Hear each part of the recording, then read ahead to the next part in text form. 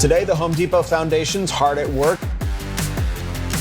The entire month of November will see Home Depot volunteering around the country for veterans' causes. This month, we're doing hundreds of projects all around the country. Disabled veteran receives the gift of a lifetime. An army of volunteers rolling up their sleeves and making a difference. The one-day project is part of Home Depot's Operation Surprise, where employees remodel homes for veterans.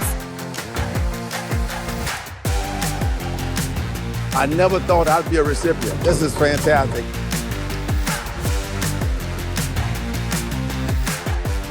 We're here to support one of our veterans who served our country. We're installing an aluminum wheelchair ramp for him. I thought that was amazing. I never believed anybody would ever do something like that.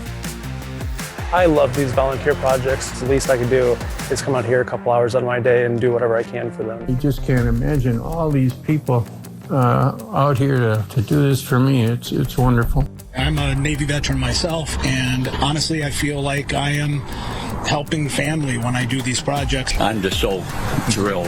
I mean, I'm lost for words. I really am. This is important to the community. It gives the veterans a sense of belonging to the community. Look at the people that volunteer to do this work. They're doing it because they care.